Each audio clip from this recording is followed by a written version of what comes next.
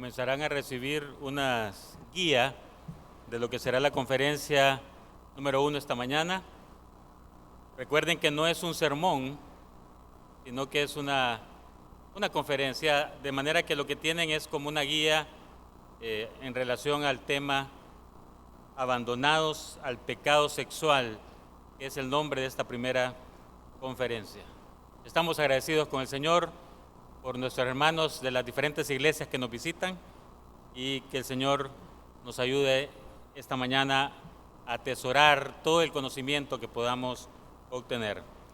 Así que ahí están recibiendo ese material, abandonados al pecado sexual. Y el pasaje bíblico, ya lo leímos, la lectura bíblica en Romanos, capítulo 1, versículos 18 en adelante. Llegaremos quizás hasta el versículo 25 y nos vamos a concentrar prácticamente en el versículo 24, 25.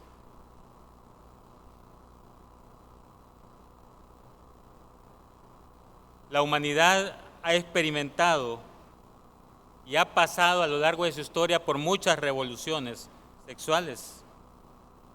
Aún antes de que el hombre se desarrollara más allá de Génesis, el diseño de Dios con respecto a la sexualidad fue atacado de una manera impresionante por el hombre caído, el hombre ya distorsionado por el pecado.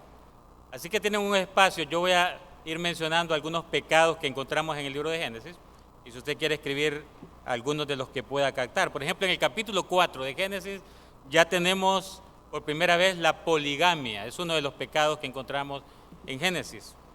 En el capítulo 9 ya es el primer caso de pornografía, en el caso de Noé y sus hijos específicamente.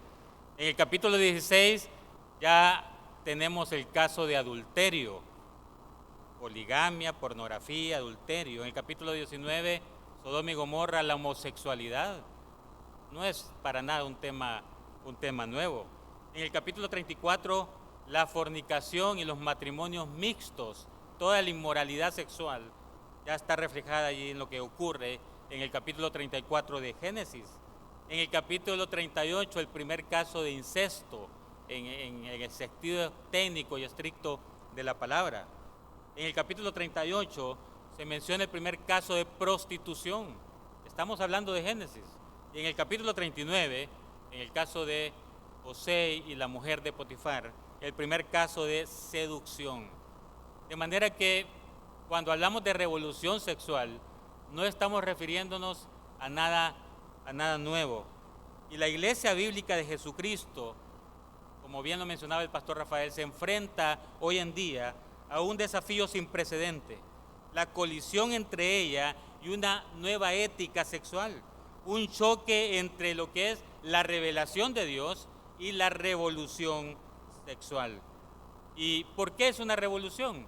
Bueno, es una revolución porque exige un reordenamiento completo de la sociedad y la civilización. Por eso es una revolución, porque hay un nuevo orden de cosas que se está estableciendo, porque hay un cambio de todo lo que antes se creía y que ahora ha sido trastocado para llevarlo a una nueva dimensión. Y por supuesto que es una revolución sexual porque cuestiona un fundamento esencial de lo que significa el ser humano y específicamente de lo que significa ser hombre y mujer. La revolución sexual usurpa el origen y el fundamento mismo de la identidad humana, justo el punto en que nuestra creación determina en cualquier sentido quiénes somos como humanidad. Ahí es donde ataca la revolución sexual. Y además esta revolución rechaza la revelación de Dios y sus mandatos desde la creación. Rechaza la bondad del diseño del sexo, la masculinidad y la feminidad. Y esos serán los temas que estaremos abordando en este día, que quizás será un día un poquito cansadito, pero esperamos tener muy buena comunión y animarnos unos a otros para poder aguantar hasta las 4 de la tarde y minutos.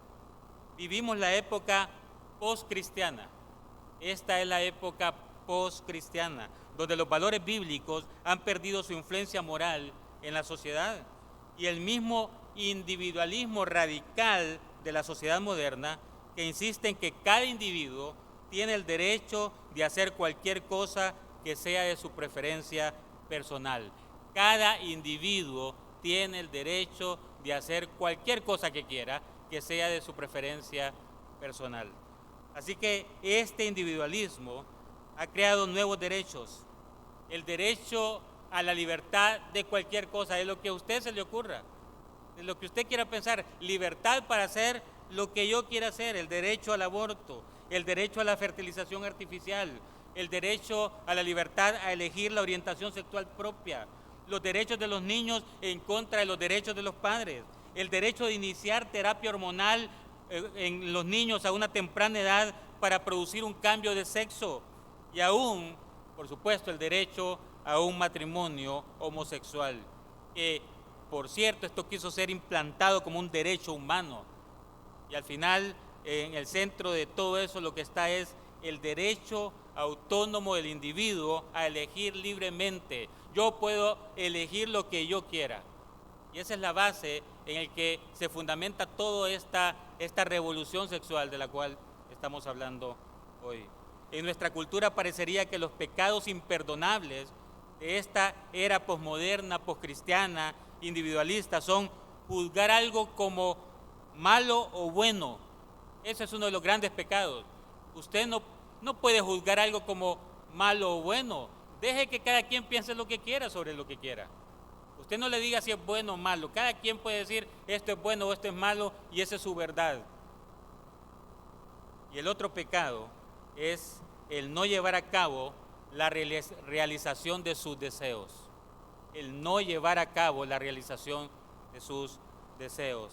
Ese es el individualismo radical que se ha impuesto no solo en la convivencia social, sino también en el ámbito de la ciencia, como estaremos viendo en uno de los talleres esta mañana. Así que el ser humano ha experimentado cada vez más formas nuevas de expresión sexual y de una manera extrema que cuando se piensa en la libertad individual para explorar esas fronteras, realmente son infinitas. Hasta hace poco desconocidas para el hombre, pero que se han ido implantando a través de, por ejemplo, los organismos internacionales.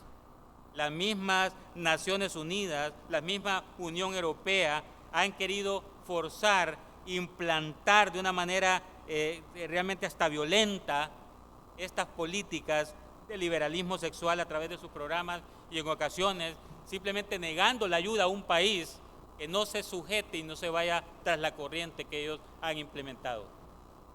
De hecho, nuestro país está en esa misma situación. Los que trabajan en educación saben cómo ya hay leyes, están ahí, decretos aprobados para una educación sexual desde los niños muy pequeños, para irles lavando el cerebro y para irlos orientando a lo que estos países que no se conforman con que esos cambios sociales ocurran en sus países, sino que quieren también que ocurran en nuestros países. Se han emprendido toda una cruzada, un programa agresivo para imponer esta agenda sexual a lo largo del globo terráqueo. Eso es lo que está sucediendo hoy en día. Así que podemos afirmar que nuestra cultura se ha abandonado al pecado sexual. Esa es la conclusión a la que podemos llegar. Nuestra cultura se ha abandonado al pecado sexual.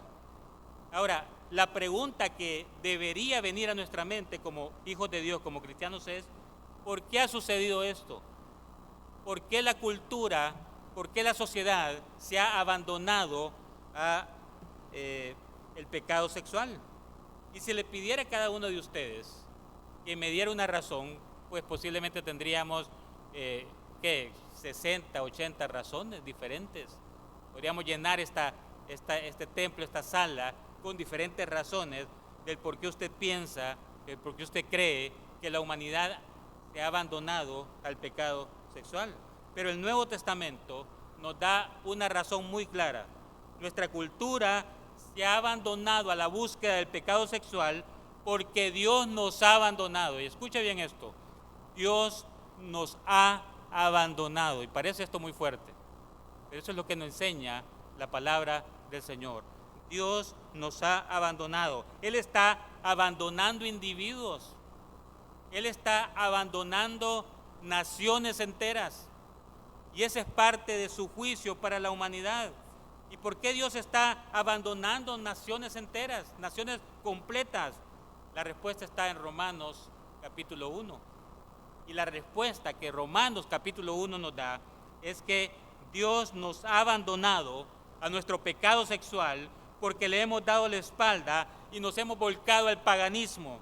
Y debido a ese creciente paganismo es que Dios ha abandonado a las naciones, a los individuos, a su pecado sexual. Ese es el mensaje claro que tenemos en Romanos capítulo 1. Entonces, por favor, quiero que tengan su Biblia abierta ahí en Romanos capítulo 1. Y rápidamente queremos ver el contexto y el flujo que el apóstol Pablo desarrolla, mostrándonos por qué cada hombre, por qué cada persona necesita el Evangelio. ¿Por qué usted y yo necesitamos el Evangelio de Jesucristo? Y eso hace desde los primeros versículos del capítulo 1, cuando presenta el libro y presenta el Evangelio y presenta la misión que tiene. Pablo, siervo de Jesucristo, llamado a ser apóstol, apartado para el Evangelio de Dios. Y si usted lee con calma esos versículos, esa es la presentación de lo que es el Evangelio. Y culmina esa parte en el versículo 16 cuando dice, porque no me avergüenzo del Evangelio, porque es poder de Dios para salvación a todo aquel que cree. Pero cuando pasa al versículo 18, encontramos una acusación directa de parte de Dios para la humanidad, para el hombre. Ahí encontramos una gran acusación, y esa acusación es en contra de todos los paganos incrédulos que han rechazado, han rehusado adorar al Dios verdadero de la Biblia. Y dice el apóstol Pablo entonces que estos incrédulos, estos paganos, han provocado la ira de Dios. Y ese es el concepto teológico que aparece aquí a partir del versículo 18. La ira de Dios. Ese paganismo, ese rechazo al Dios verdadero ha hecho que la ira de Dios se revele, y que en las versiones de las traducciones que hay dice que eso es algo continuo. Se está revelando la ira de Dios a través de los juicios de Dios y a través de cómo Dios está confrontando la humanidad con su pecado de idolatría. Así que el apóstol Pablo responde en estos versículos a dos grandes preguntas. La primera es, ¿por qué se revela la ira de Dios? Y presenta dos razones, dos grandes razones. Observen versículo 18. Porque la ira de Dios se revela desde el cielo contra toda impiedad e injusticia de los hombres que detienen con injusticia la verdad.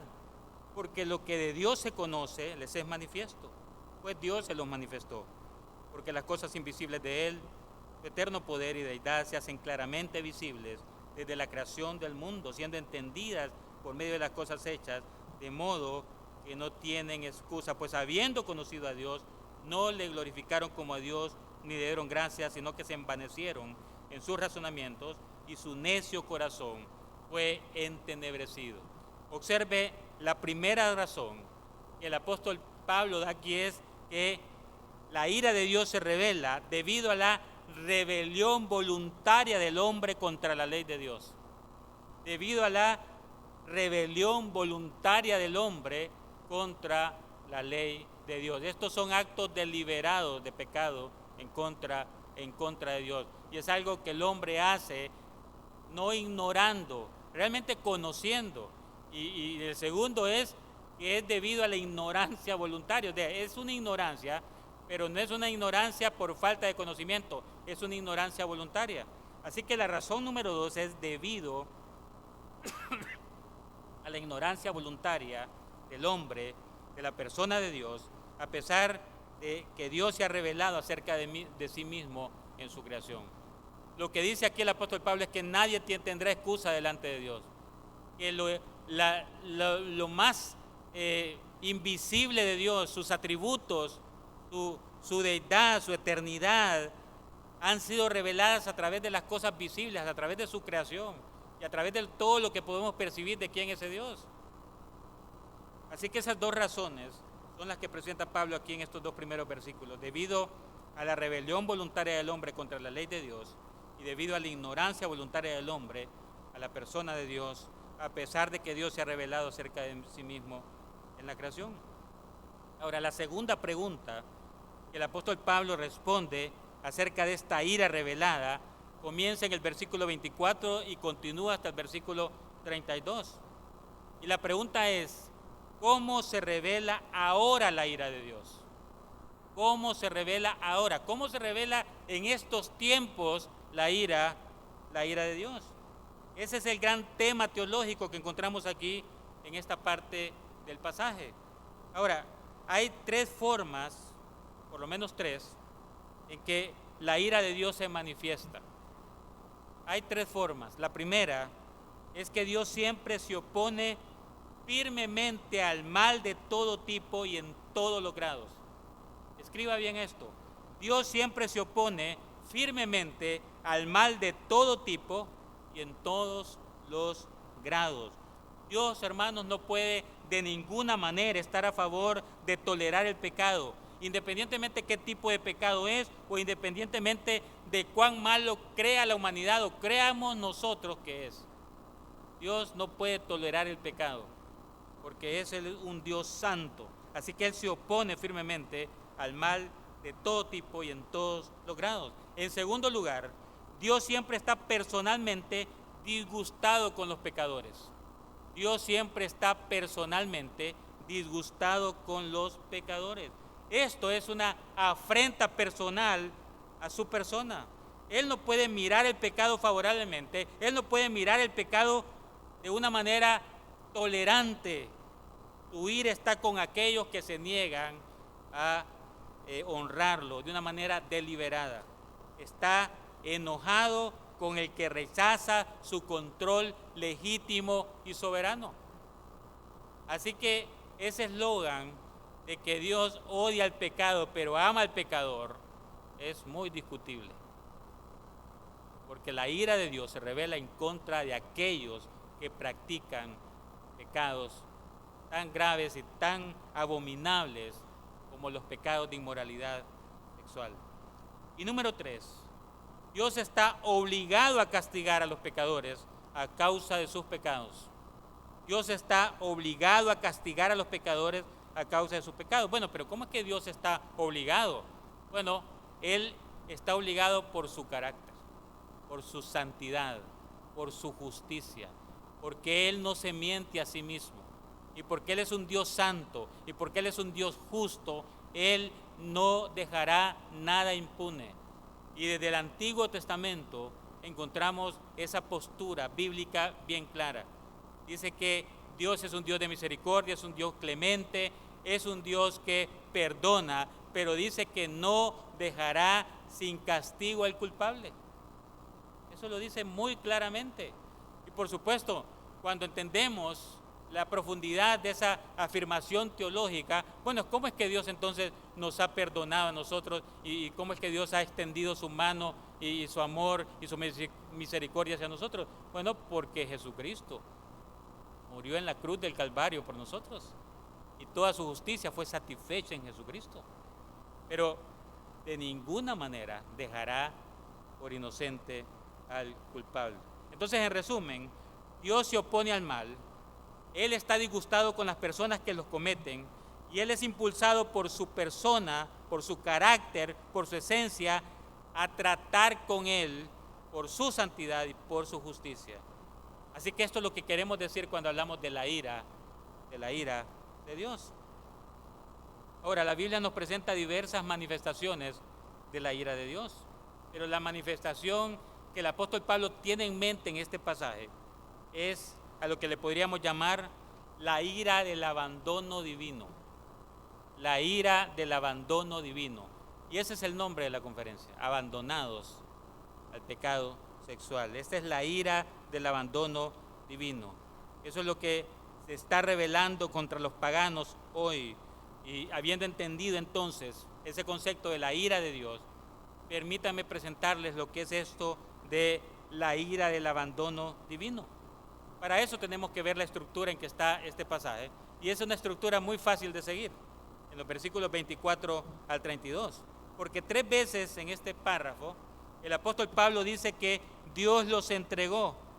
En otras palabras, el apóstol Pablo está identificando 3 formas específicas en las que la ira del abandono divino se está revelando contra los incrédulos, contra los paganos. ¿Ya las identificó usted? Versículos 24 y 25. Por lo cual también Dios los entregó ¿a qué? A la inmundicia, en las concupiscencias de sus corazones. Esto es, hermanos, el pecado sexual. Esto es el pecado sexual. La número 1 es el pecado sexual. En esos versículos 24 y 25, que es lo que miraremos en esta conferencia.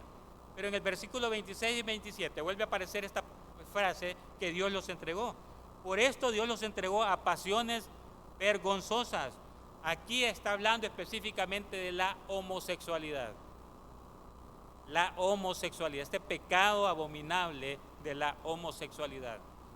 Y en el versículo 28 dice, y como ellos no aprobaron tener en cuenta a Dios, Dios los entregó a una mente reprobada. Escriba para que quede mucho mejor y se comprenda más, una mente depravada. Esta es una mente reprobada, una mente depravada. Una mente que no solo peca de esa manera, sino que dice, estos pecados son buenos, estos pecados debemos de hacerlo, y se llena de placer a que otros también los hagan, los cometan. De manera que ahí está esa estructura. Versículos 24 y 25, pecado sexual. Versículos 26 al 27, la homosexualidad. Y el versículo 28, una mente depravada. Dios los entregó, Dios los abandonó, por usar ese término. Así que la primera forma es la que tenemos en cuenta aquí en esta conferencia. El abandono, la ira de Dios del abandono es entregando al pecador para que él quede abandonado a su pecado sexual. Esto explica todo lo que miraremos hoy. Esta es la raíz de todo lo que miraremos hoy.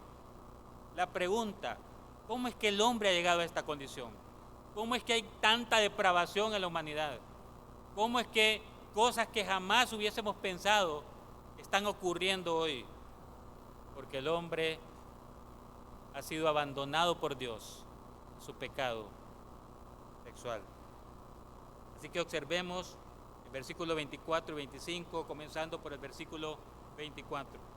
Por lo cual también Dios los entregó a la inmundicia en las concupiscencias de sus corazones, de modo que deshonraron entre sí sus propios cuerpos. Noten primero que nada la conexión lógica con esa frase, por lo cual o por lo tanto. Así comienza el versículo 24.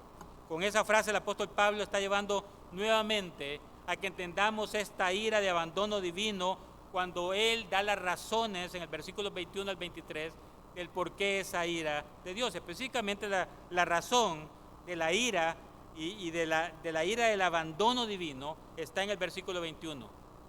El pagano sabía acerca del Dios verdadero porque Dios se los había manifestado por medio de las cosas visibles, es decir, por su creación. Pero se negó. Y él dice el 21, pues habiendo conocido a Dios, no le glorificaron como a Dios ni le dieron gracias. En cambio, en el versículo 23, se alejó del conocimiento que tenía el Dios verdadero y se volvió a la idolatría. Y cambiaron la gloria del Dios incorruptible en semejanza de imagen de hombre corruptible, de aves, de cuadrúpedos y de reptiles. Por lo tanto, el apóstol Pablo dice en el versículo 24 que Dios los entregó. Dios los entregó. Ahora, ¿qué quiere decir el apóstol Pablo con la expresión Dios los entregó? ¿Qué significa ese acto de entregar de parte de Dios? Bueno, primero miremos lo que no quiere decir. En primer lugar, no quiere decir que Dios haya renunciado permanentemente a todos los idólatras. No quiere decir que Dios haya renunciado permanentemente a todos los idólatras. Es decir, la ira del abandono descrita aquí en Romanos 1 no es necesariamente permanente. Ahora, obviamente es permanente para aquellos que se niegan a creer en el Evangelio, pero no permanente para aquellos que por la gracia de Dios escuchan el Evangelio y creen el Evangelio como usted o como yo. Es que ningún idólatra entonces va a poder venir al Señor. No es eso lo que está diciendo. Usted quizás ha conocido idólatras. Quizás usted fue un idólatra en su pasado y ahora es de Cristo. Porque no está diciendo aquí que Dios dice, bueno, los que son idólatras ya están fuera de mi gracia y ellos ya no van a poder ser salvos nunca. Pero si alguien permanece y rechaza de manera continua al Creador, al Dios verdadero, al Dios vivo y verdadero, por supuesto que ese será uno de los que están ya condenados al castigo eterno. El Nuevo Testamento está lleno de ejemplos de idólatras que vinieron al Señor. Conocemos personas que eran idólatras, que llegaron a la fe en Jesucristo. Y el Nuevo Testamento habla una y otra vez. Por ejemplo, en ese pasaje de 1 Corintios 6:9, él habla de muchos pecados de inmoralidad sexual, y habla de la idolatría. Y él dice, esto eran algunos de ustedes, esto erais algunos de vosotros. De manera que sí hay esperanza, de manera que sí puede haber salvación para un idólatra. 1 Tesalonicenses 1:9, el apóstol Pablo dice, porque ellos mismos cuentan de nosotros la manera en que nos recibisteis, y cómo os convertisteis de los ídolos a Dios para servir al Dios vivo y verdadero. Esto es palabras del apóstol Pablo a la iglesia de Tesalónica, en el capítulo 1, en el versículo 9. De manera que el apóstol no está diciendo que este abandono sea permanente para las personas y que una vez que se deslizan por la idolatría, Dios ya acabará con ellos y están totalmente fuera de su gracia. No está enseñando eso. En segundo lugar, el apóstol Pablo no está diciendo de ninguna manera que Dios produce o causa el mal en los corazones de estas personas. El apóstol Pablo no está enseñando aquí que Dios produce o causa el mal de los corazones en estas personas. Esto, cuando lo leemos así, podríamos llegar a esa conclusión incorrectamente. Es que eso, como Dios los entregó, Dios es el que está, como en el caso de Éxodo, Él es el que endurece el corazón. Ese es un efecto, un resultado, y no es eso lo que está enseñando. De otra manera, habría una contradicción con la enseñanza bíblica. Santiago 1:13, cuando alguno es tentado, no diga que es tentado de parte de Dios, porque Dios no puede ser tentado por el mal, ni Él tienta a nadie. Así que, hermano, hermana, comprenda que Dios no está produciendo esta respuesta. Dios no está causando este mal en los corazones de estos paganos. Entonces, volvemos a la pregunta. ¿Qué quiere decir el apóstol Pablo cuando dice Dios los entregó? Bueno, es el verbo entregar.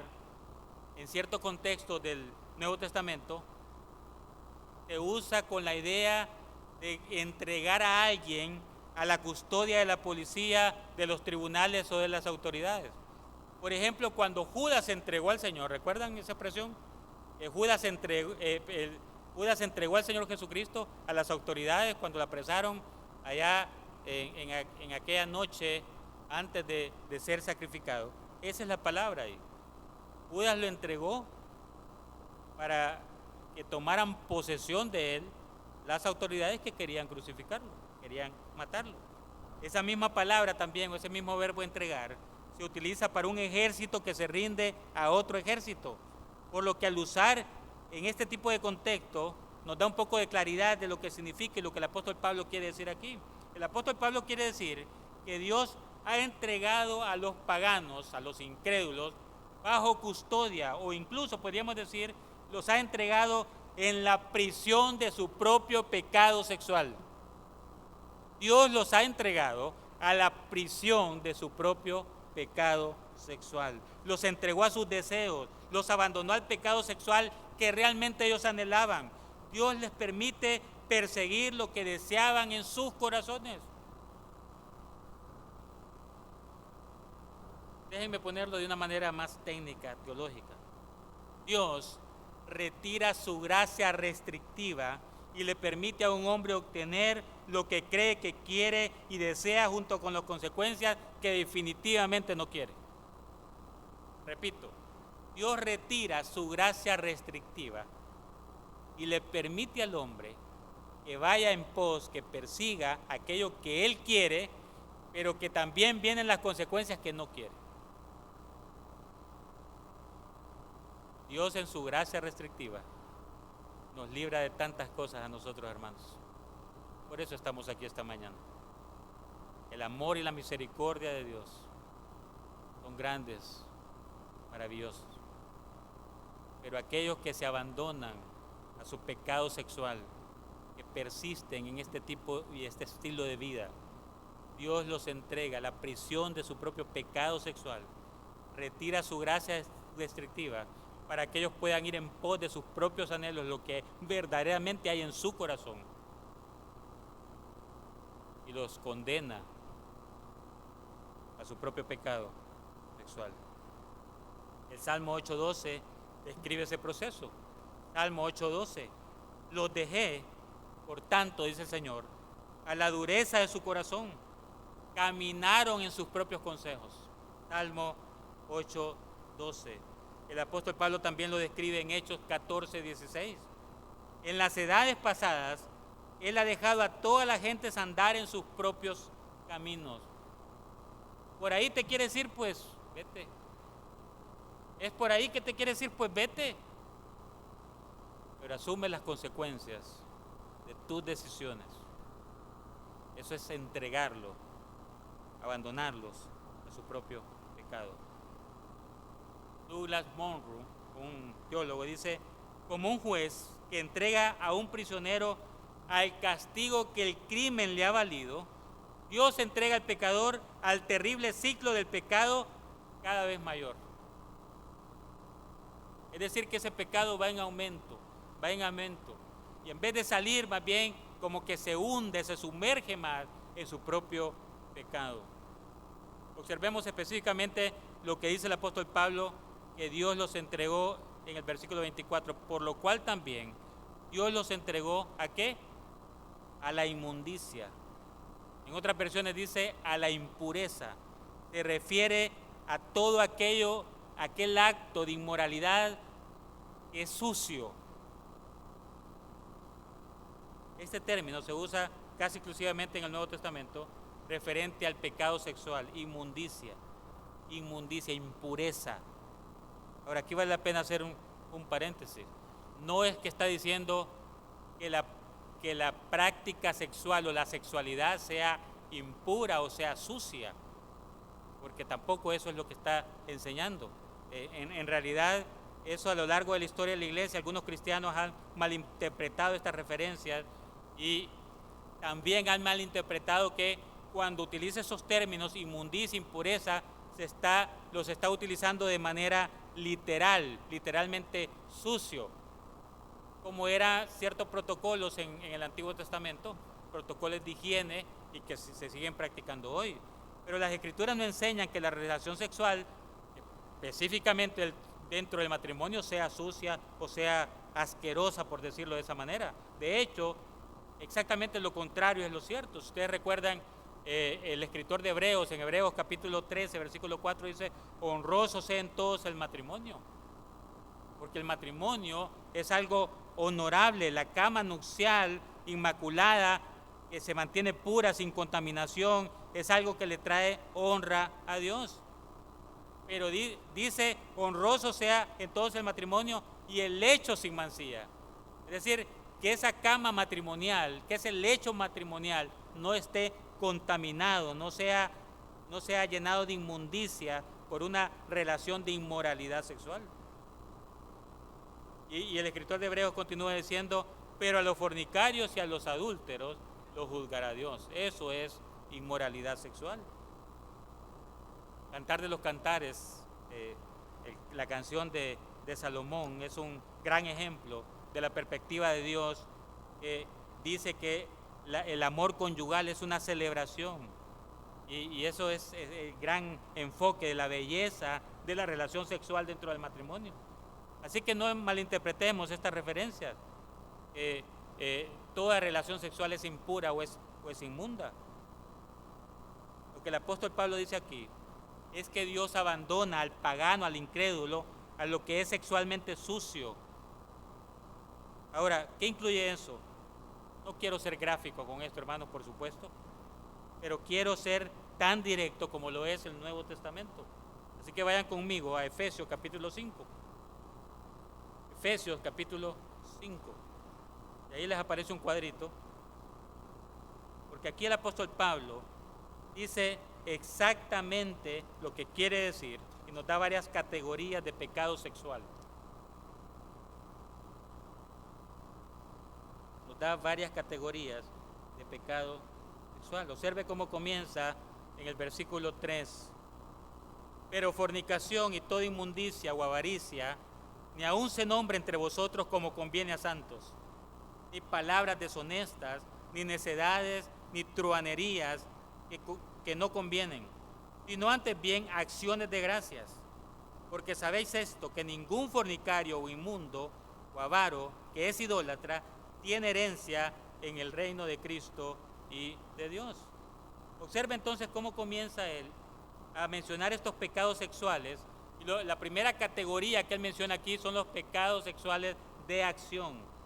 Y esos pecados sexuales de acción son la inmoralidad, la fornicación que dice aquí, y toda inmundicia o la impureza. Esos son los dos pecados de acción, son pecados sexuales de acción.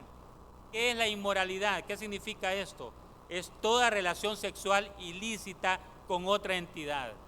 Observen qué término estoy utilizando. Es toda relación sexual ilícita con otra entidad. No puedo ser más específico, pero esta palabra es inclusiva. Cualquier relación ilícita es inmoralidad sexual. La palabra aquí es porneía, donde viene también la palabra pornografía, de ahí viene esa palabra, porneía. Describe cualquier relación sexual ilícita. Y ahora, si usted vuela en su imaginación, simplemente dése cuenta cómo el hombre ha pervertido la relación sexual y la ha convertido en una inmoralidad sexual en toda la dimensión que usted se puede imaginar. La otra palabra es la palabra impureza, inmundicia. Significa todo uso indebido del don de la sexualidad que no está incluido en la palabra porneía. Esta es entonces la otra parte. Todo don de la sexualidad que no está incluido en la palabra porneía o fornicación. Describe todo tipo de aberraciones sexuales, sadomasoquismo y todo, etcétera, etcétera, que usted pueda pensar en ese tipo de conductas sexuales. Con estos dos términos, con inmoralidad y con impureza, el apóstol Pablo prohíbe cualquier acto sexual, excepto aquel que se disfrute en el honorable y respetuoso vínculo del contexto matrimonial. Todo acto sexual, toda relación sexual que no sea en el contexto de matrimonio cae en estas dos categorías de inmoralidad o impureza. Ahora observe la siguiente categoría de pecado sexual, que se identifica aquí con la palabra codicia o avaricia. Aquí está hablando de pecados sexuales de pensamiento sexual. Y aquí la codicia, hermanos, ahí ustedes pueden ver, o avaricia que dice ahí, no es esa codicia o avaricia general por querer tener cosas, cualquier cosa que usted piense, no es esa codicia. Aquí se está refiriendo específicamente al deseo sexual de tener a alguien que no sea su cónyuge. Esto está claramente determinado por el contexto. Aquí esta codicia no es cualquier codicia, sino que es una codicia sexual, un deseo sexual de tener a alguien que no sea su cónyuge. Y a esto se le llama avaricia o codicia sexual. Y luego pasa a una tercera categoría de pecado sexual, y este tiene que ver con pecados sexuales del habla. Quizás usted no ha cometido pecados sexuales de acción, quizás usted no ha cometido pecados sexuales de codicia o avaricia, pero sí pecados sexuales del habla. Esto sucede todo el tiempo entre los paganos y los identifica aquí con 3 palabras. Palabras, en primer lugar, deshonestas. Observen cómo le dice, ni palabras deshonestas. Significa hablar de una manera que evoca imágenes sexuales ilícitas, imágenes sexuales sucias. Hablar de una manera que nos hace evocar imágenes sexuales sucias, ilícitas. Pero también dice necedades. Esto puede ser engañoso porque esto implica más que una charla necia o tonta. La palabra se refiere aquí a cierto tipo de humor sexual, crudo, sucio, un humor de una mente vulgar y grosera. Eso es lo que está diciendo aquí. A eso se refiere con necedades. Este es un humor de vulgar, grosero. Eso es lo que la palabra aquí en el original quiere decir. Y luego dice truhanerías, bromas. Pero esta réplica de bromas es una ingeniosa manera suave de evocar también cosas sexuales. Y este es el tipo que se encuentra de una manera de entretejer el doble sentido y las insinuaciones sexuales en su conversación, sin ser muy abierto, pero participando de un humor de doble sentido. ¿Acaso no es esto muy frecuente? Gente contando chistes de doble sentido, bromas de doble sentido, con connotación sexual, insinuaciones sexuales, que luego se convierten en acosos y cosas mayores. Así que aquí están estas 3 palabras que tienen que ver con pecados que de alguna manera están relacionados con el habla. Estos son pecados sexuales. El apóstol Pablo dice que ni siquiera deben ser nombrados entre nosotros como conviene a santos. Lo dice ahí en el versículo 33. Eso no es apropiado para un creyente. Eso no le conviene a los hijos de Dios. Y sin embargo, estos pecados sexuales en los cuales Dios abandona al pecador. Estos son esos pecados por los cuales Dios emite un juicio y abandona a los paganos, a los pecadores, a su propio pecado sexual. Observe entonces lo que continúa diciendo, por lo cual también Dios los entregó a la inmundicia. Y observe esta frase, en las concupiscencias de sus corazones. Esto es lujuria. La palabra lujuria es un fuerte deseo o anhelo sexual. La lujuria es eso, un fuerte deseo o anhelo sexual. Entonces Dios simplemente entrega al pagano, al incrédulo, a lo que él quería, a lo que él ya anhelaba. Dios retira su gracia restrictiva, su protección, por decirlo de otra manera, y lo deja a merced de sus propios deseos, sus propias concupiscencias, lo que hay en su corazón. Efesios 4:17, esto pues digo y requiero en el Señor, que ya no andéis como los otros gentiles paganos.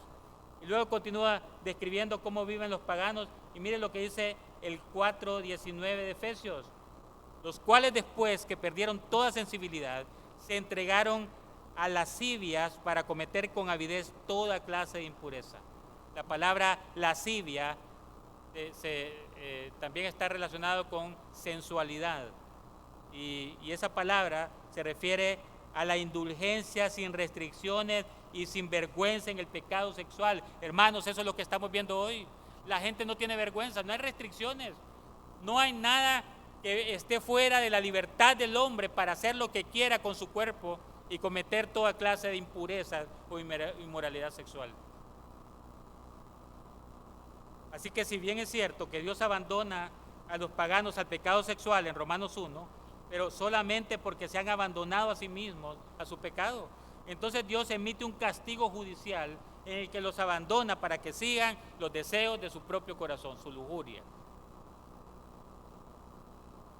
Y observe el resultado de ese abandono, el pecador a su pecado sexual, por lo cual también Dios los entregó a la inmundicia en la concupiscencia de sus corazones. ¿Y qué dice? De modo que deshonraron entre sí sus propios cuerpos. La palabra deshonrar significa privar a alguien de respeto, significa avergonzarlo.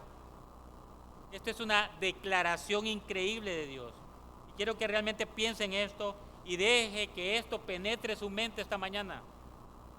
Aquí está la perspectiva de Dios con respecto al pecado sexual.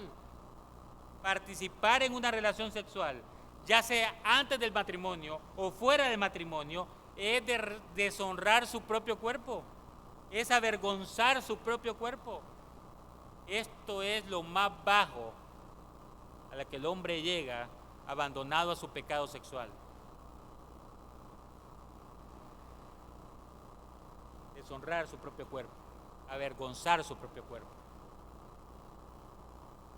Finalmente quiero que le demos una mirada al versículo 25. El apóstol Pablo reafirma la razón por la cual Dios abandona a los paganos en su pecado sexual. Dice el versículo 25, ya que cambiaron la verdad de Dios por la mentira, honrando y dando culto a las criaturas antes que al Creador, el cual es bendito por los siglos. Amén. Ahora, si esto le suena familiar, debería, porque el apóstol Pablo comenzó en el versículo 24, relacionando el abandono de Dios al pecado sexual con la idolatría. Pero para asegurarse de que no lo perdamos de vista, repite la misma razón aquí en el versículo 25. Noten, cambiaron la verdad de Dios por la mentira. El punto del apóstol Pablo aquí no es que tuvieron una gran revelación de la verdad de Dios. Él está hablando de esa revelación general sobre el Dios verdadero. Así que está diciendo que cambiaron al Dios verdadero por la mentira, que es la mentira de la idolatría, la mentira de que hay otros dioses, la mentira de que hay otras religiones que llevan a Dios. Son una mentira, dice el apóstol Pablo. Y ustedes cambiaron la verdad de Dios por la mentira, de lo que les ofrecen los dioses falsos, que no existen, las religiones falsas. El apóstol Pablo contradice aquí al típico religioso que niega que las religiones o que dice que todas las religiones nos llevan a Dios y que todas las religiones adoran al Dios verdadero. El apóstol Pablo dice aquí, no hay nada de verdad en ninguna de esas religiones. Esas son religiones falsas y esas son religiones que están condenadas por el Dios vivo verdadero porque son una mentira.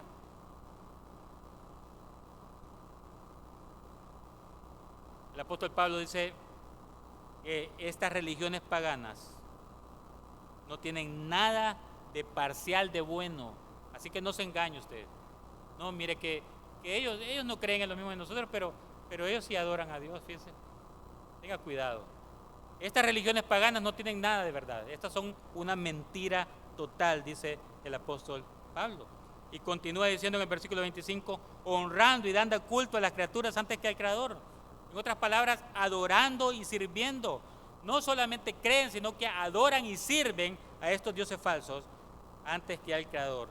Esas son las palabras, adorar y servir, que se usan a menudo aquí como sinónimas, pero que de alguna manera están remarcando que las personas no solamente creen, sino que llegan a manifestar su religiosidad de manera externa, sirviendo en actividades religiosas y eligen, en cambio de reverenciar y servir a Dios, a estos dioses falsos. Mire de nuevo el versículo 25, este es realmente un texto monumental porque describe a cada persona en este planeta, describe a cada persona aquí hoy. O usted está adorando y sirviendo al Creador, al único Dios verdadero, o usted está necesariamente sirviendo a algo que Él hizo. O adora al Creador o adora a una criatura. Eso es lo que Pablo está diciendo aquí. No puede haber un término medio. O usted está sirviendo y adorando al Dios verdadero, o usted está sirviendo y adorando a un Dios falso. O usted está adorando al Creador, o usted está adorando a una criatura. Por esa idolatría es la razón por la que Dios abandona al pagano a su pecado sexual. Si usted entiende esto, usted va a entender entonces la ideología de género. Usted va a entender la homosexualidad. Usted va a entender todo tipo de pecado sexual del que estaremos hablando en los diferentes talleres. Y va a entender también por qué estamos viviendo la crisis generacional que estamos viviendo y que será la conferencia del pastor Jorge hoy por la tarde, orientada más al trabajo con los jóvenes. Entonces vean el punto que el apóstol Pablo está desarrollando aquí y cuán sorprendentemente es aplicable esto a nuestra cultura y a nuestra sociedad hoy. El deslizamiento precipitado de nuestra cultura hacia el pecado sexual no es un accidente. No es un accidente. Este es el juicio de Dios por su idolatría. Este es el resultado del juicio divino, donde Dios abandona, retira su gracia restrictiva, permitiendo que el pecador persiga lo que quiere. En otras palabras, Dios nos ha abandonado como cultura y como sociedad porque nuestra cultura y nuestra sociedad ha abandonado y le ha dado la espalda a Dios.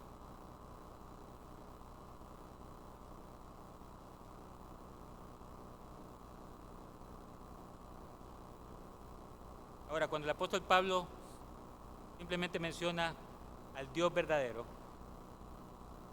mire cómo concluye en el versículo 25. Él no puede evitar concluir de esa manera. Él estalla en una doxología, ya que cambiaron la verdad de Dios por la mentira, honrando y dando culto a las criaturas antes que al Creador, el cual es bendito por los siglos. Amén. La palabra bendito significa literalmente buena palabra. El apóstol Pablo dice que Dios es bendito, que Él merece una buena palabra, que Él merece todos los elogios, que Él merece ser alabado, que Él merece ser exaltado. Y tenga en cuenta que será alabado, será bendecido por los siglos. El apóstol Pablo dice amén, que así sea. Él sea bendito por los siglos. Amén, que esto suceda así. Esta debería ser nuestra respuesta, así como la respuesta del apóstol Pablo cuando pensamos en el Dios verdadero y lo que Él ha hecho por nosotros. Deberíamos estallar en una doxología, en cánticos, en elogios, cuando pensamos en cómo Él nos ha rescatado de lo que la mayoría de la cultura y la sociedad es.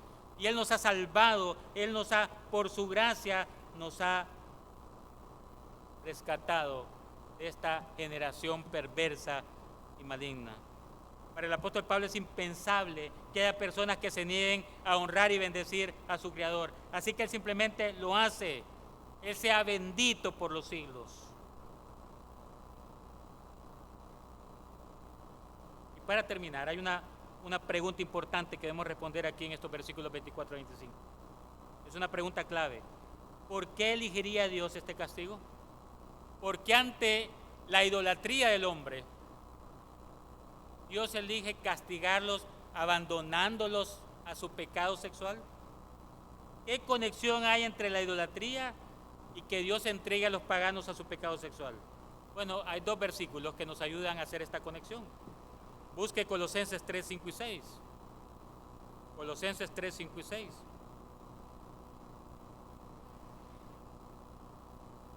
Colosenses 3, 5 y 6. Haced morir pues lo terrenal en vosotros: fornicación, impureza, pasiones desordenadas, malos deseos y avaricia, que es ¿qué? Idolatría. Todos esos pecados sexuales, de inmoralidad sexual, dice el apóstol Pablo aquí en Colosenses, todo eso es idolatría. Y más específicamente, la avaricia, la codicia sexual es idolatría. Cosas por las cuales la ira de Dios viene sobre los hijos de desobediencia. Está claro en ese versículo la conexión entre la idolatría y el abandono al pecado sexual. Observe Efesios 5:5, que ya lo leímos. Porque sabéis esto, que ningún fornicario o inmundo o avaro que es idólatra tiene herencia en el reino de Cristo y de Dios. Y vuelve la palabra avaricia a aparecer ahí en conexión con la idolatría. Porque sabéis esto, que ningún fornicario o inmundo o avaro que es idólatra tiene herencia en el reino de Cristo y de Dios. Entonces, realmente esto es profundo. Entienda que la raíz del pecado sexual es el pecado de la codicia sexual, la avaricia sexual. Y la codicia sexual es idolatría. No puedo dejar de decir eso, estoy entre hermanos cristianos. Pero si usted está involucrado, jóvenes, hermanos, Si usted está involucrado en un patrón ininterrumpido de pecado sexual, usted es un idólatra. Esto no es diferente a arrodillarse ante una estatua, ante un pedazo de madera. Esto es lo mismo. Usted puede estar arrodillado ante una pantalla. Usted está adorando, está viendo imágenes o está teniendo prácticas de codicia o de avaricia sexual. Usted está adorando a otra persona o usted está adorándose a sí mismo buscando su placer. De cualquier manera, usted es una criatura que ha tomado el lugar que le corresponde al Creador. Peter O'Brien lo describe de esta manera: la lujuria sexual es una obsesión idólatra que coloca la gratificación propia o la de otra persona en el centro de la existencia de uno, y por lo tanto es la adoración de la criatura en lugar del Creador. Es una obsesión idólatra. Es por eso que existe ese vínculo, hermanos. Dios no dice que no me vas a adorar, dice Dios. No te vas a entregar a mí. No voy a ser yo el Señor de tu vida. Está muy bien. Sigue tu propio camino. Sigue la idolatría, la codicia sexual. En lugar de adorarme a mí, adorarás a la criatura. Así que, ¿cuál es la aplicación de esto para nosotros que estamos en Cristo? Rápidamente, ahí les presento algunos pensamientos. Primero, todo el pecado sexual es moralmente incorrecto y una violación de los mandamientos claros de Dios. Tanto pecados de acción, sexuales de acción, pecados sexuales de pensamiento, de palabra, son moralmente incorrectos y violan los mandamientos de Dios. Número 2, el pecado sexual te degrada, te deshonra a ti y a tu cuerpo. Número 3, no debes tolerar la lujuria sexual o el pecado sexual en tu vida. Ninguno de nosotros debería. Recuerde lo que dice Efesios 5, que estos pecados sexuales ni siquiera deben ser nombrados entre nosotros los creyentes. Número 4, para los creyentes, bendito sea el Señor por el Evangelio que nos ha librado de la culpa del pecado y de la lujuria sexual pasado y del poder controlador de la lujuria sexual y otros pecados en nuestra vida hoy. Bendito sea el Señor. Ya no somos esclavos, hemos sido liberados a través del Evangelio. Por esa razón el apóstol Pablo en el versículo 17 de Romanos dice: no me avergüenzo del Evangelio porque es poder de Dios para salvación, porque es poder de Dios que me ha rescatado de mi pecado. Esa es la radiografía que encontramos aquí en Romanos capítulo 1, hasta este pecado de abandono. Luego viene la homosexualidad, estarán viendo en un taller. Y luego viene esa mente depravada que también en diferentes talleres serán expuestos por nuestros hermanos. ¿Qué podemos hacer? Dice el Salmo 11:3: si fueren destruidos los fundamentos, ¿qué ha de hacer el justo? Creemos que en primer lugar, y ante la destrucción evidente de los fundamentos en nuestra cultura, debemos tratar de conocer aquello de lo cual pretendemos defendernos. Por esa es la razón de este Congreso. Si usted quiere defender sus convicciones bíblicas, primero tiene que entenderlas y comprenderlas, internalizarlas. Ese es el primer paso para poder presentar un frente común, un plan de acción, que debemos ser muy conscientes de la realidad que vivimos, frente a la cual no podemos permanecer callados. No podemos defender la fe con piedras y palos. No, hermanos, no es esa la manera. El enemigo está usando otra estrategia más poderosa.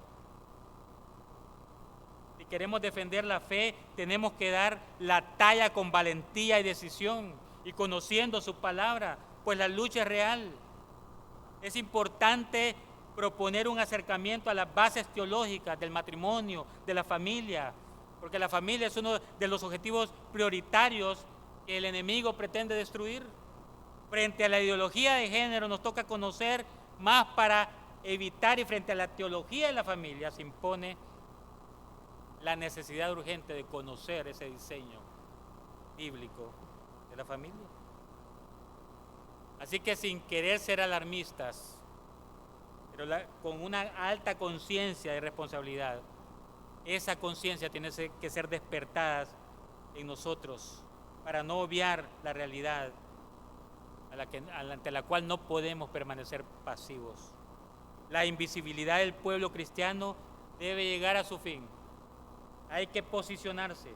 Es tiempo de que la iglesia se haga presente en los problemas cotidianos y que se constituya en una voz autorizada para defender nuestros valores, nuestra identidad, el futuro de nuestros hijos, y asimismo ampararlos con la verdadera doctrina, porque la iglesia está a ser llamada columna y baluarte de la verdad y a ser esperanza también para aquellos que andan en esta generación perdidos a través de toda esta gran revolución sexual que estamos viviendo hoy. A Él nos encomendamos, haciendo nuestro el versículo que la Reforma Protestante hizo suyo: mas el justo por la fe vivirá. Y eso es lo que Dios nos ha prometido. Así que abracemos esa esperanza, que esta mañana seamos edificados a través de su palabra. Que el Señor nos bendiga.